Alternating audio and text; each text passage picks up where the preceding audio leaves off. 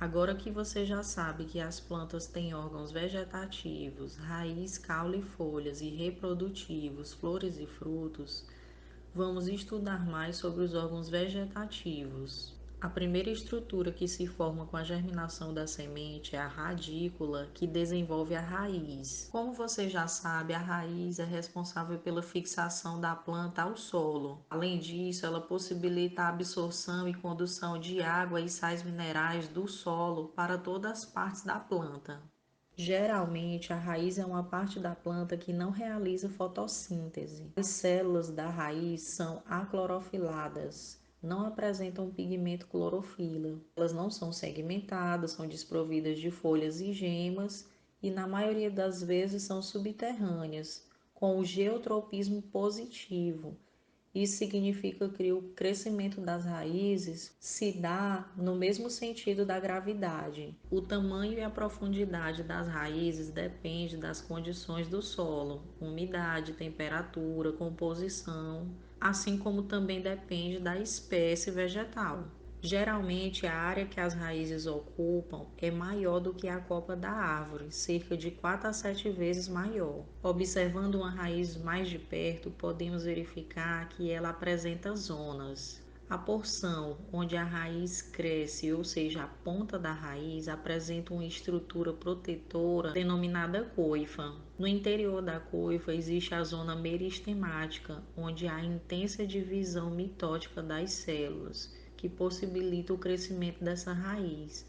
Acima da zona meristemática está a zona lisa, que é uma região de alongamento da raiz, e sobre esta está a zona pilífera, onde ocorrem inúmeros pelos absorventes que ampliam a área de absorção de água e nutrientes. Sobre a zona pilífera está a zona suberosa, onde estão as ramificações, ou seja, as raízes laterais, ou o crescimento de raízes secundárias, e o colo é a região de transição da raiz para o caule. Lembre de não confundir raízes secundárias com o crescimento secundário da raiz. O crescimento secundário da raiz se refere ao crescimento em espessura dessa raiz. A classificação das raízes leva em consideração a função e o ambiente em que essas raízes estão. É comum que você tenha se apropriado do conceito de que as raízes são subterrâneas. As raízes subterrâneas, elas podem ser do tipo axial ou fasciculada. A raiz axial ou pivotante, ela apresenta uma raiz principal com raízes laterais ou ramificações. Na raiz fasciculada, não existe raiz primária. Na raiz fasciculada, a raiz primária ela tem vida curta e aparecem as raízes adventícias, todas com tamanho e espessura semelhantes. Além disso, algumas raízes subterrâneas podem armazenar substâncias nutritivas, principalmente armazenar amido. Temos como exemplo de raízes tuberosas a macaxeira, o nabo, a beterraba, a cenoura e a batata doce. Mas existem tipos de raízes que não são subterrâneas, como as raízes aéreas, adventícias, pois elas crescem a partir de outras partes da planta e não a partir da radícula. A raiz do tipo escora ou suporte, ela aumenta a fixação da planta e auxilia na respiração. Elas são tubulares e são típicas em vegetais de grande porte. A raiz do tipo cintura, ela é típica de epífitas, plantas que crescem sobre outras plantas e usam essas raízes apenas para fixação, conseguindo reter por vezes água da chuva. As raízes respiratórias, também chamadas pneumatóforas, elas vivem em locais alagadiços, como no mangue, e servem para absorver o ar. As raízes estrangulantes envolvem a planta de tal forma que estrangulam o tronco da planta hospedeira, causando a morte do vegetal. Raízes do tipo grampiformes, elas são curtas e semelhantes a grampos, enquanto as raízes austórios ou sugadores são raízes de vegetais parasitas que penetram o tecido do hospedeiro, sugando a seiva do vegetal. Algumas espécies apresentam raízes aquáticas, plantas que podem ser conhecidas como flutuantes. Essas raízes possuem grande oxigenação que auxiliam na flutuação e respiração da planta. Temos como exemplo, temos como exemplo a Vitória Regia e os aguapés. Nesta tabela está apresentado um resumo dos tipos de raízes de acordo com a classificação. Caule, vamos aprender mais sobre suas características e tipos. Ele é uma estrutura multicelular que está ligada à raiz. O caule é uma estrutura que tem que sustentar todas as outras partes da planta e conduzir as seivas. As principais partes do caule são o nó, onde ocorre a inserção de estruturas como folhas, flores e outras estruturas. O entrenó, a região entre dois nós. A gema apical, que localiza-se no ápice, onde há meristema primário responsável pelo crescimento e alongamento do caule. E as gemas laterais, que estão distribuídas pelas laterais do caule, responsável pelo desenvolvimento dos ramos da planta, assim como de botões florais e até raízes. Em relação ao crescimento do caule, existe a dominância apical, em que a gema apical ela limita o crescimento das gemas laterais. No ápice do caule estão os meristemas primários, que desenvolvem os tecidos primários. A protoderme origina a epiderme, o meristema fundamental origina a medula e o córtex da planta, com tecidos de preenchimento, e o procâmbio origina o xilema e o floema primários. O cilindro central se refere à disposição dos vasos condutores nessa região da planta. O caule pode apresentar três tipos de organização básica dos elementos vasculares. No primeiro exemplo, temos feixes liberolenhosos contínuos, formando um cilindro central. No segundo exemplo, temos feixes liberolenhosos separados, formando o cilindro central. E no terceiro exemplo, temos feixes dispersos ou em círculos concêntricos. A ramificação do caule pode ser de dois tipos: simpodial, em que o eixo principal perde a dominância sobre os laterais, e o monopodial, em que o eixo primário ou principal é o mais desenvolvido que os demais, e o eixo e a ramificação e o monopodial, em que o eixo primário ou principal é o mais desenvolvido que os demais, que crescem de forma oblíqua. O hábito do caule se refere ao seu desenvolvimento, que define a forma e a estrutura de uma planta, ou seja, o seu porte. O hábito pode ser arbóreo, arbustivo ou herbáceo.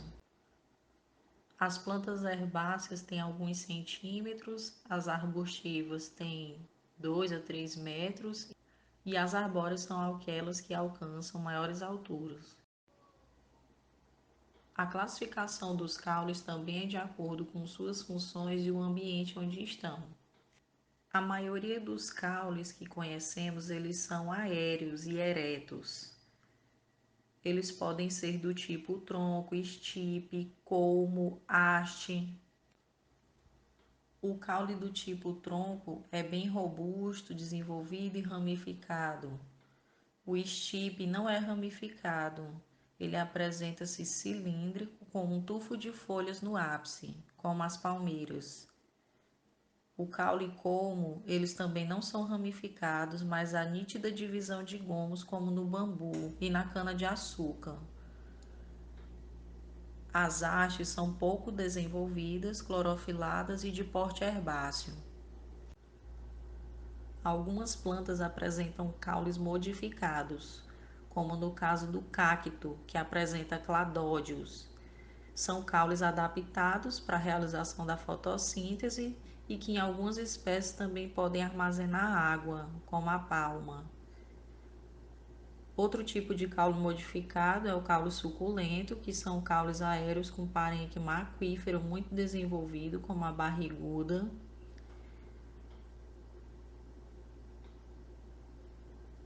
E também as gavinhas, E as gavinhas, que são caules com ramos modificados que servem para fixação, como no maracujá, como ocorre no maracujá. Os caules aéreos podem ser ainda trepadores ou rastejantes. O tipo volúvel é o caule trepador, relativamente longo e fino, que cresce enrolado sobre algum suporte. Sarmento apresenta apenas um ponto de enraizamento.